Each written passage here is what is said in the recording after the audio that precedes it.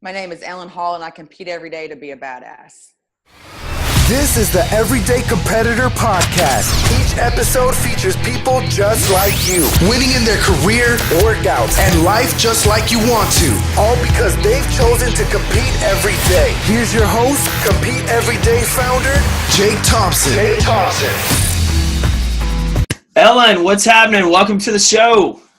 Thank you. I'm excited to be here. Yeah, no, I know everyone in the community is excited to get to know you. So while we kick off, why don't you tell us a little bit about yourself? Okay. I am a 36-year-old high school school counselor. I'm a single mom. I have a 12-year-old little girl. I live in West Tennessee. I kind of grew up all over the place. Born in Maine, so I'm a maniac by birth. Lived in Lower Alabama, Georgia, Ohio, just kind of hip-hopped around for a number of years. Been in West Tennessee, though, for about 17, 18 years now. So this is where I am. That's awesome. And so, I'd love to find, how did you get connected into the community? Honestly, I think your shirt just popped up on my newsfeed one day on Facebook, and I just loved the message. I loved that that's kind of where my mind was, where my mentality was. That is what I was doing every day, was competing for the life that I wanted. And that's not just a physical life that I wanted either, but like emotionally, socially, job-based. It just really resonated with me. And so I got dialed in. I love it. And so that kind of answers my next question of, what does competing every day look like? Like, if you were to define in your life right now where you are today, what does it mean for you to compete? The biggest thing I say to myself all the time is like don't stop. Just don't stop. And that's for me right now. Like, I'm a school counselor, like I said, so I'm on break right now. So I don't have the schedule that I normally keep. So it's like, okay, so you still need to get up and you still need to do these 10 things today, and you still need to work out, you need to do this. So it's like not to get lazy for me, like during those breaks. That's a big thing. Because when you get out of your routine, you kind of do that. But for me right now, with my daughter being 12 and me being a counselor, that's something that I want to do for the next 5 or so years while she's in school. And then it's something that I want to leave. I did that because I was going to be a single mom and I wanted to have the same schedule. So right now I'm looking at like a 5-year plan of what is it going to look like after she's gone? Like, what am I going to be doing for me? And like, so I've just started on that path, on that plan, that dream of what that next 5 years looks like in preparation for when she leaves. Man, that's all. So props to you for getting that started now. A lot of people might wait till the year of or right before, and then it's kind of a mad scramble. So congrats to you for starting that plan, because it's going to pay dividends in the long run. You obviously have your hands full with a little bit of everything. You have the full-time job. You have responsibilities as a single parent. You're obviously active as well. Like, how do you intentionally set your schedule to quote unquote balance your life? Yeah, I have a full-time job and I have a part-time job. Because I am a single mom. So I work 2 nights a week at a restaurant as a server. So it's even harder, I think, sometimes to fit that in. So what those 2 days look like is I'm working from 7:30 to 3 at the high school. And then from 3 to 4, I go and get in a really quick, hour-long CrossFit workout. And then I shoot over to the restaurant and work until 9:30. So every day, like, I don't leave. I work in one town, I live in another. So I don't leave that town that I work in until the workout's over. And I have really unintentionally become like the group leader to this group of women that I work with. And so we have a really good friend that has I call it rogue CrossFit, because like none of us are certified. None of us, we just kind of go out there and we do it. I watch YouTube videos. I make the workouts if I can't pull from like the CrossFit, community. And we go out there. And so those ladies hold me accountable. So on the days that I maybe don't want to go, they're like, well, we're going to go. And I'm like, oh, okay, great. Like, I'll go if I have to. So we really just kind of hold each other accountable. And like, I don't I don't want to let those ladies down ever. And so we keep going and we keep each other pushing. And I probably am the biggest pusher in the group going, okay, guys, you know, we did our trifectas last year of the Spartan. So like, what are we going to do this year? Like, what are our goals look like? What's the next step for us? And keep it going. I love that. So for anybody watching, listening, I've got to hammer home those points of, one, you have multiple jobs, you have responsibilities as a single parent, yet you still make time for the things that are important to you and have created accountability with this community, which is huge, because creating and having that accountability to keep you there, keep you going, as well as those people that you want to pour into, you want to push and encourage, is so big for our growth going forward. So as y'all have talked about things, tell me what's a goal you've got for 2019? Yeah, absolutely. So I have to brag on myself, like, for just a brief second, because it was huge. I just did my first full marathon for St. Jude in Memphis at the beginning of December. And the last time that I was training for a marathon was when I found out that I was expecting my daughter. So like, I let a lot of time go by before I refocused on a goal of mine. And I'm just so glad that it was horrible and it was hard and I was tired, but I did it. And I'm just so thankful for that. It was an amazing day. So going forward, the biggest thing right now, which I'm pushing for until February, is to actually get CrossFit certified.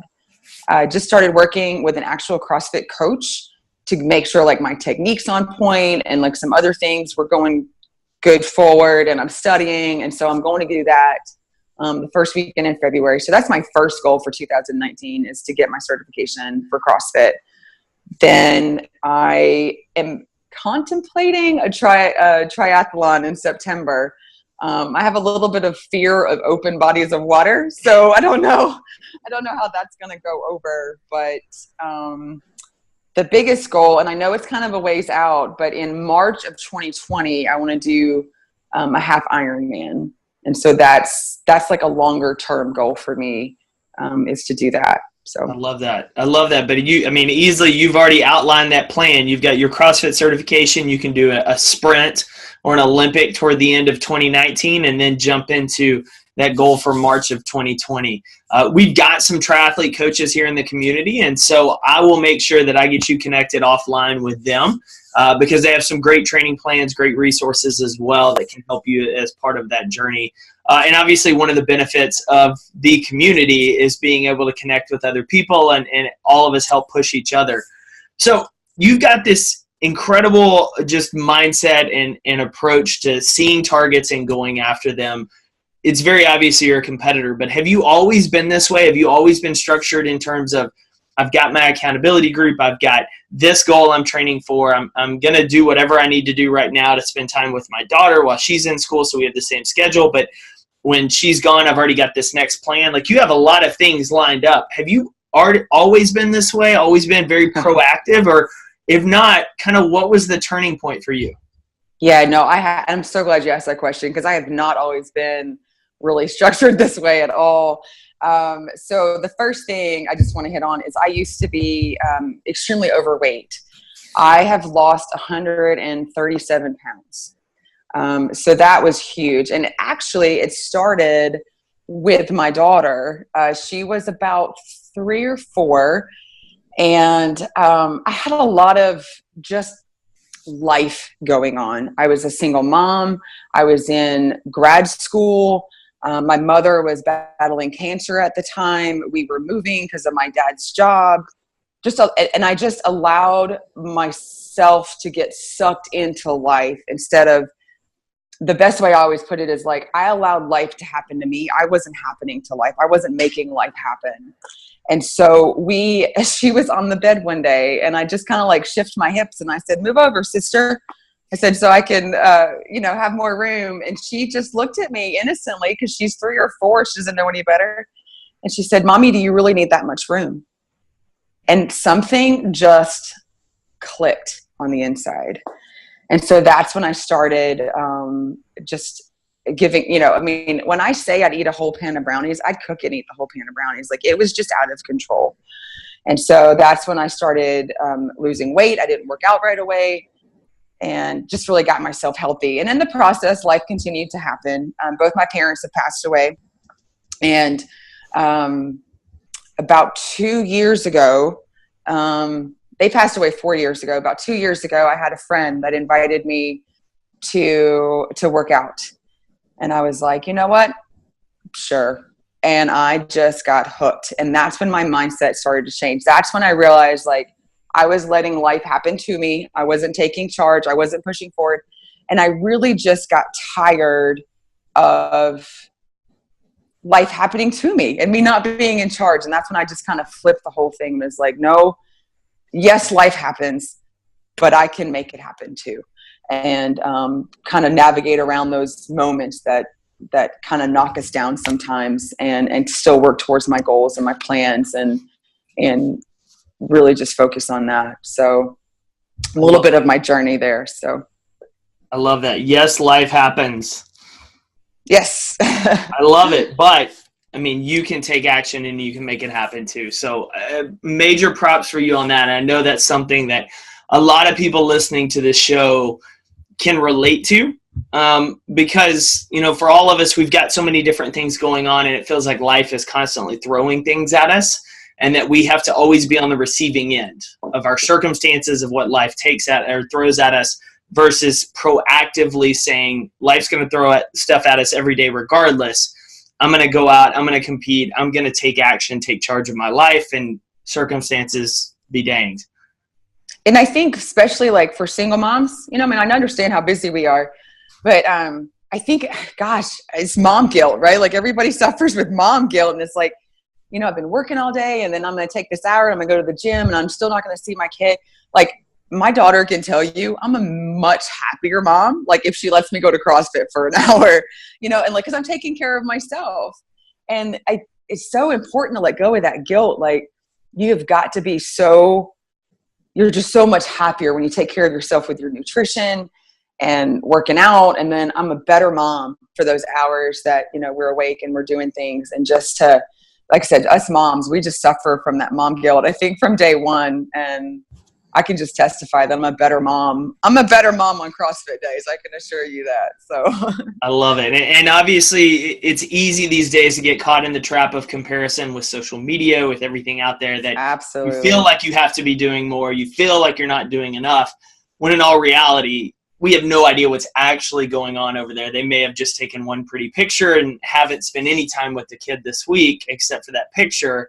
Whereas you've invested and spent a ton of time, and you're like, I don't even have time to post. Like, I've got so many things going on while spending time with her. So yeah. And she's okay. Like, if we have a bag of popcorn together for dinner, like, that's okay. She didn't get a 5-course meal, but she's fed and we're together and she's happy and she has a mom that's engaged, and that's so much more important. So I love it. All right. So finish this sentence for me. I compete every day for myself. I love it. I love it. Ellen, thank you so much for coming on the show this week. Thank you for having me. It's so exciting. My name is Ellen Holl, and I'm an everyday competitor. Thank you for listening to the Everyday Competitor Podcast. Visit www.competeforyour.life to learn how you can get connected with other competitors, contact the show, and find free resources to help you compete every day in life.